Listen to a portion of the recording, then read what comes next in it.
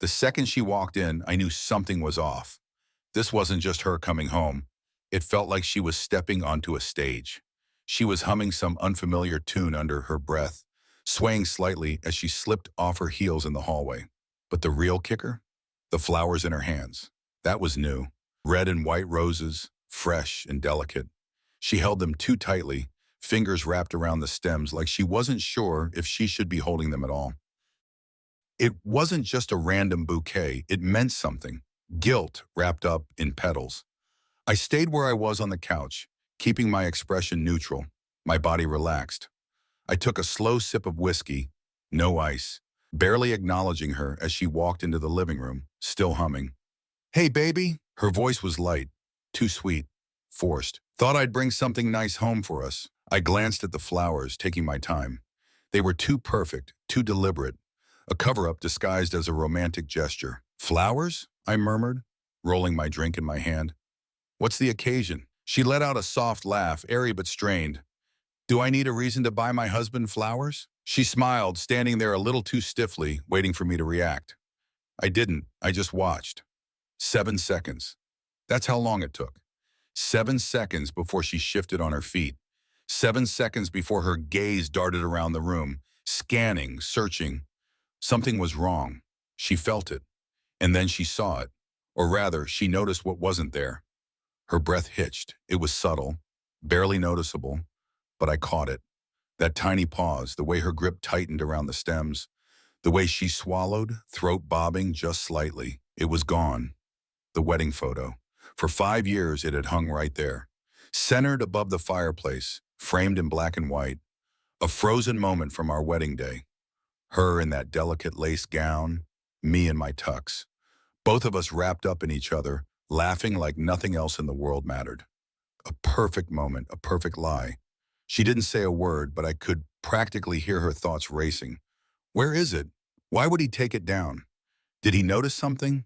Does he know? I took another slow sip of whiskey. She inhaled sharply, forcing a bright smile onto her face as if nothing was wrong, then casually moved toward the empty space on the wall. "Hey, did you move the wedding picture?" she asked, her voice light, almost offhanded, like it had just crossed her mind. I turned to her, letting the silence drag out just a little too long. Long enough for the first flicker of doubt to creep in. "Oh," I finally said, tilting my head slightly. "Yeah, I guess I did." Another pause. She waited, expecting me to explain, to brush it off, to reassure her that everything was fine. I didn't. Her gaze darted back to the blank space where the photo used to be. The absence of it was louder than any accusation could have been. She wet her lips, fingers tightening around the bouquet in her hands. "Why?" I shrugged, setting my glass down with a soft clink. Felt like making some changes. Changes. The word lingered between us, heavier than it should have been. And in that moment, I saw it, just for a second. Something flickered across her face. Fear. She masked it with a small laugh, shaking her head. "Well, maybe we can find a new spot for it together. Maybe."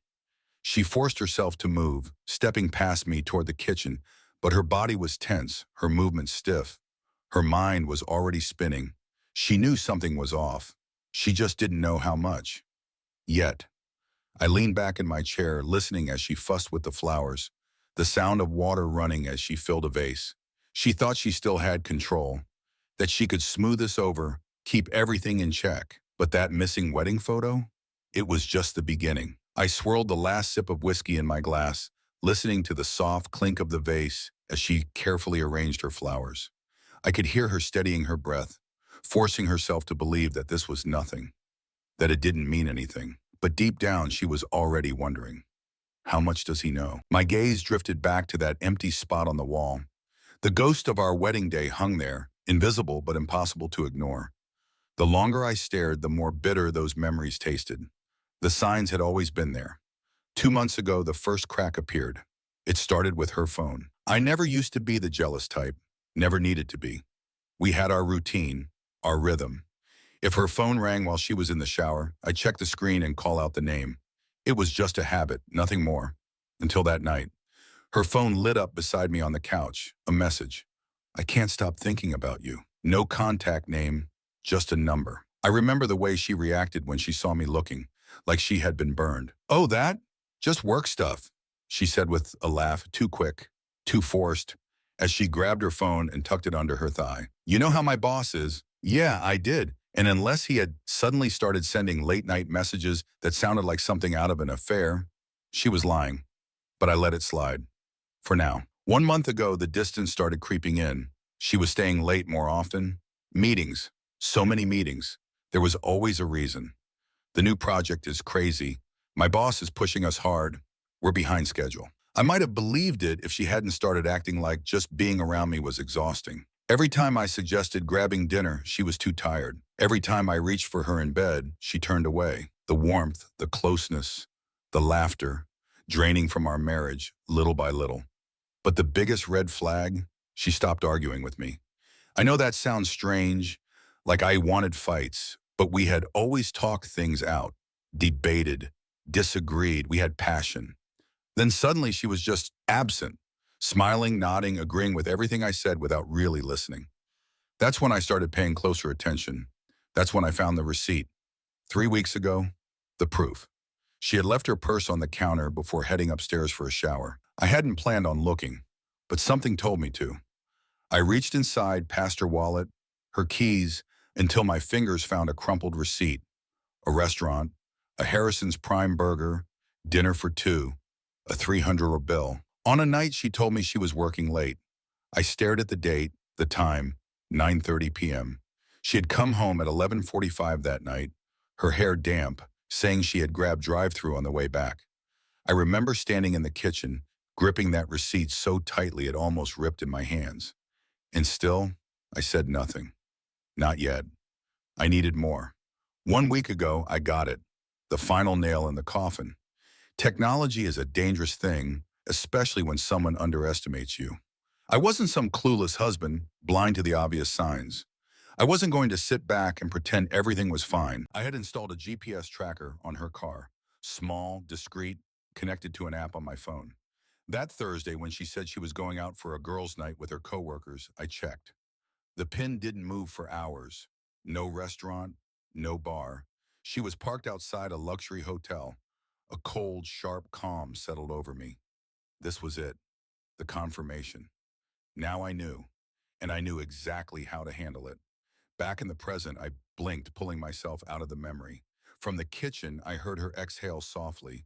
She must have convinced herself that I didn't know, that she still had control, that it was fine, because the real game was just beginning. I stretched and made my way toward the kitchen. She turned quickly, her smile just a little too bright as she arranged the flowers in the vase. See, she said, gesturing to them. They look beautiful. I nodded slowly, stepping closer. She smelled like expensive perfume, a scent I hadn't bought for her. I tilted my head. You know, it's funny, I said, watching her carefully. I can't remember the last time you bought me flowers. She let out a small laugh, brushing her hair behind her ear. Well, I guess I was just feeling sentimental today. Sentimental. I let the silence hang, watching her shift under the weight of it.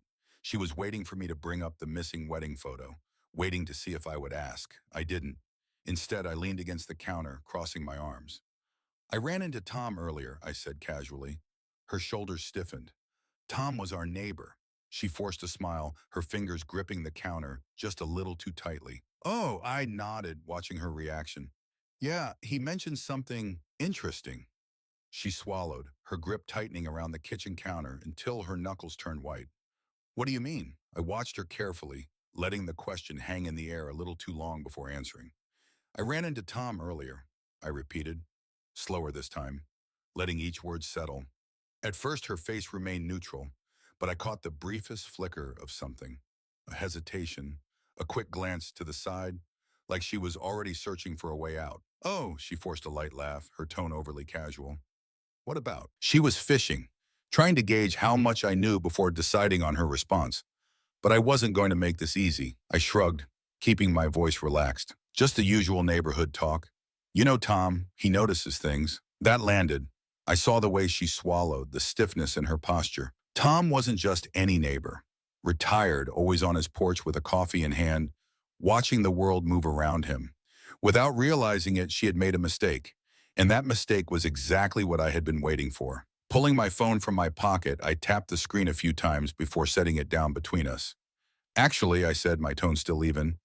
He mentioned something interesting. Her eyes locked onto the phone as if it were something dangerous. She tried to keep her voice steady, but I caught the slight waver. What do you mean? I tapped the screen, and Tom's voice filled the room. Hey, bud, just thought you should know. I saw Lauren getting into some guy's car last Thursday night. Didn't look like an Uber. He picked her up down the block, not in front of the house. Thought it was weird. Figured you should know. The color drained from her face. She scrambled to cover it, forcing out a laugh that didn't quite reach her eyes. Oh my God, Tom is being nosy again? He always does this, I swear. I tilted my head slightly. Where were you last Thursday? She went completely still. And in that moment, I knew she had nothing. No backup plan, no excuse ready. She never expected Tom to notice. Never expected me to record him. She opened her mouth, but no words came out. Instead, she blinked and shook her head slightly, struggling to find a response. And that told me everything I needed to know. I told you I had a girls' night with. I didn't let her finish. Who picked you up? Her mouth opened, then closed. She tried again, but nothing came out. She was stalling, trying to come up with something that sounded believable. I let the silence stretch just long enough before pushing the knife in further. Because Tom seemed pretty sure it was a guy, I tapped my phone again. And I have the footage. I didn't. There was no footage. But if I had learned anything over the past few months, it was that people cracked faster when they thought they had already been caught. And right now, she was backed into a corner. Her breath hitched, panic flashing in her eyes. She shook her head quickly. You're being crazy, Ethan. I don't know why Tom would say that. But I stepped closer, my voice calm, steady. Then say it. Say Tom is lying. Her lips parted, but no words came out. She knew. If she outright denied it and I actually had proof, she'd be completely exposed. So she tried another tactic. The guilt card. She sighed, her expression softening. Honey, listen. She reached for my arm, her fingers brushing against my skin, gentle, reassuring. I feel like you're trying to catch me in something that isn't even real. I let her touch linger for a second before pulling away. Her face fell. She knew then. This wasn't working, and she was running out of options. Her hand dropped to her side, and for the first time, I saw something shift in her eyes. Desperation, the fear of losing control. I bent down, picked up my phone, slid it back into my pocket, and then delivered the final blow. You know what's funny? Tom mentioned something else. She inhaled sharply. I didn't turn around, just kept walking toward the living room, settling onto the couch, tapping my fingers against my phone, feeling the whiskey warm in my veins but keeping my mind sharp. He said the guy looked familiar. I still didn't look at her, but I heard it, that sharp, unsteady breath. She knew she was caught, and now all I had to do was wait for her to walk right into the trap. She still hadn't followed me into the living room. That was good. She needed time to process, to piece everything together. Tom's voice, the missing wedding photo, the mention of footage. She was slipping, losing her grip on the situation. I didn't rush. I wanted her to believe she still had a chance to salvage this, to convince herself she could regain control. And right on cue, I heard the soft sound of footsteps. She appeared in the doorway, composed but careful, her expression a carefully constructed mask of concern. Ethan, she sighed, stepping forward with deliberate caution. Can we talk? I glanced up from my phone, raising an eyebrow. And about what? She hesitated, and I could practically see her mind racing through the possibilities. Lie? Deflect? Play the victim? She settled on sympathy, sliding onto the couch beside me, just close enough to remind me of what was at stake. She reached for my hand. I don't know what's going on, she said softly, her voice gentle, coaxing, but I feel like there's been a misunderstanding. A misunderstanding. I almost laughed. Instead, I let the silence stretch. Let her believe I was actually considering it. Then with a slow exhale, I leaned forward, resting my elbows on my knees, rubbing my hands together as if working through my own thoughts. A misunderstanding, huh? She nodded quickly, her eyes flickering with hope. Yes, I think maybe you're reading too much into things. I tilted my head. So Tom's lying? Her expression faltered. It was subtle, but I saw it. That split second where she realized she was caught between two impossible choices. If she said yes, and I really did have footage, she'd be done. But if she said no, it was as good as an admission. I could almost hear the wheels turning in her head, searching for a way out. so I gave her one. I sighed, shaking my head. You know what, Lauren? I looked at her, letting exhaustion seep into my voice. I want to believe you. I really do. But I trailed off, replacing suspicion with frustration. I needed her to feel safe. I needed her to talk. She bit her lip, dropping her gaze to her hands. I just don't want you to think the worst of me. Then tell me the truth. She inhaled sharply, her breath unsteady. Here it comes. Nothing happened, Ethan. She lifted her gaze, her eyes wide, her voice barely above a whisper. I swear, I didn't move, didn't react. She took it as an opening. God, I don't even know why I did it. She blurted out, letting out a nervous laugh, shaking her head. It was stupid. My heartbeat remained steady, controlled. I slipped a hand into my pocket, fingers brushing against my phone, and pressed record. Tell me, I said, keeping my voice smooth, coaxing. What was stupid? She hesitated. I leaned in slightly, offering just enough encouragement to make her believe I wanted to understand. That was all it took. She cracked. It was just harmless flirting, she blurted out, her eyes searching mine for some kind of reassurance. Just fun. I never thought it would lead anywhere, I swear. I gave a slow nod, keeping my focus locked on her. Yeah, I went out with him, she admitted, her fingers twisting together anxiously. But I never— You went out with him? I cut in, my tone unreadable. So, Tom was telling the truth. She flinched, her breath catching for just a second. She stopped, the weight of silence pressing down between us. I let it stretch, forcing her to sit with it, making her feel every second of it before she finally let out a slow sigh, shoulders sinking under the pressure. Yes, but it wasn't like that. Not like that. I lifted an eyebrow. So it wasn't an affair? She hesitated, and I could see the moment play out in her head. She was teetering on the edge, unraveling, but not ready to let go completely. Not yet. I decided to give her one last push. Pulling my phone from my pocket, I casually scrolled through the screen, keeping my expression neutral. See, that's funny, I muttered, my tone light, almost absent-minded. Because I have something here that says otherwise. She stiffened instantly. Her breath hitched. What? What do you mean? I tilted the phone just enough for her to see the open screen, letting her fill in the blanks herself.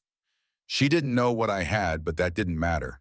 What mattered was what she thought I had, and that was all it took. Okay, fine, she burst out, hands flying up, frustration bleeding into her voice. I made a mistake, but it didn't mean anything. I clenched my jaw but stayed quiet, letting her words settle, watching the exact moment she realized what she had just admitted. Her eyes snapped to my phone, her face draining of color as I calmly pressed stop. The silence in the room grew thick, suffocating. Ethan. Her voice was barely above a whisper. I turned the screen toward her, letting her see it for herself, a recording. Her own words, undeniable, inescapable. Okay, fine. I made a mistake, but it didn't mean anything. She reached for the phone, but I pulled it back before she could grab it. Her breathing turned sharp, uneven, fingers trembling slightly at her sides. She knew there was no way out of this, and yet I caught it. That flicker in her eyes, that last-ditch calculation running through her head. She wasn't going to plead. She wasn't going to break down and beg for forgiveness. She was going to fight back, and that was exactly what I had been waiting for. Her lips parted in shock as her gaze darted between me and the phone in my hand, realization sinking in. She understood now. She was trapped. Lauren, I said, my tone cold, deliberate. You just admitted it. She shook her head quickly, desperation creeping into her movements as she tried to take control of the situation. No, Ethan, that's not— I pressed play. Okay, fine. I made a mistake, but it didn't mean anything. Her own voice filled the room, the words bouncing off the walls, crashing into her like a wrecking ball. She flinched, her mouth opening slightly as if to respond, but no words came out. She was trapped. No way to twist the truth, no chance to manipulate her way out of this, no gaslighting, no excuses.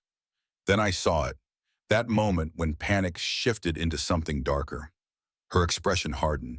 The fear disappeared, replaced by something sharp, something ugly, rage. Her posture straightened, her breathing slowed, fingers curling into fists at her sides. And then, to my complete lack of surprise, she smirked. I had seen it before. The moment a liar realizes the game is over and decides to go on the attack instead. She wasn't ashamed. She wasn't regretful. She was furious that she had been caught. "Oh, grow up, Ethan," she snapped, rolling her eyes. This little recording? A laugh bubbled up from her throat, bitter and mocking. She shook her head. "What do you think you're going to do with it, huh? Take me to court? Send it to my family? My job?" I didn't answer. She wasn't finished. "You actually think anyone is going to care?" she went on, her voice dripping with venom. "You think some crappy little audio clip is going to make people take your side?" She stepped in closer, her eyes burning into mine. "No, Ethan, here's what's going to happen. You're going to calm down, delete that recording, and we're both going to pretend this conversation never happened." I smiled. That threw her off. She expected rage, an argument, a fight. She wasn't expecting this. I leaned back against the couch, stretching my legs out, tilting my head slightly as I studied her. "And why?" I mused, voice casual. "Would I do that?" Her smirk widened. "Because if you don't," she purred, voice smooth as silk, "I will destroy you." I didn't move. I didn't react. I just let her talk. "I'll tell everyone you've been emotionally abusive for years," she continued, her words slow and deliberate. "That you're controlling, that you became obsessed with the idea I was cheating, even when I wasn't." I almost laughed. She wasn't even trying to deny it anymore. She knew she had lost. She did what cowards always do. She threatened to take everything down with her. Taking a slow step forward, she kept her voice smooth, laced with just enough steel to sound convincing. "And guess what? They'll believe me. They always believe the woman." I watched her, my heartbeat steady, unreadable. "I'll take half of everything," she went on, her tone sharpening. "And if you even think about fighting me, I'll tell the cops you threatened me, that you were dangerous, that I feared for my life." Her smile widened, eyes gleaming with confidence. "That's all it takes, Ethan. One phone call." And there it was, her last move, her final attempt at control. She thought she had me backed into a corner, thought I'd break, that I'd fold under the pressure. But she was about to realize something very important. I wasn't the one trapped. She was. I exhaled slowly, shaking my head as I tapped my phone against my palm. "Wow, that's quite the plan." Her smirk didn't falter. "It's not a plan, Ethan. It's reality." I met her gaze and took away every ounce of leverage she thought she had. "Funny thing, Lauren," but I sighed, standing up, towering over her. I already filed for divorce. The color drained from her face. I smiled, watching the impact of those words sink in, watching her try to process a reality she hadn't even considered. She blinked rapidly. "What?" Reaching into my pocket, I pulled out an envelope and held it out to her. "Served, as of this morning." Her hands trembled as she took it, the smirk vanishing, replaced by something closer to horror. I continued, my voice calm, almost amused. "And as for your little story about me being abusive," I pulled my phone from my pocket, turning it slightly in my hand. "I've been recording this entire conversation." Her head snapped up. I wiggled the phone between my fingers, watching as the realization hit her like a freight train.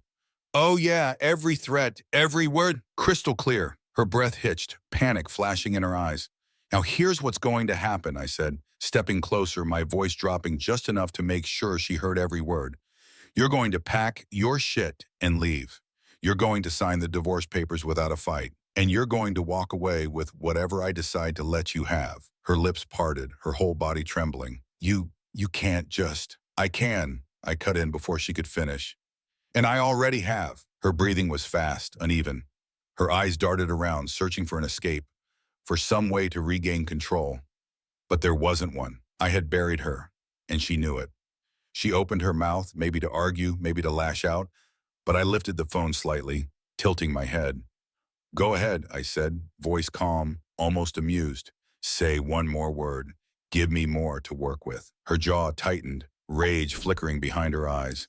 Then, without another word, she let the envelope slip from her fingers, spun on her heel, and stormed toward the stairs. I exhaled slowly, watching her disappear into our bedroom, listening as drawers slammed, bags rustled, footsteps pounded against the floor.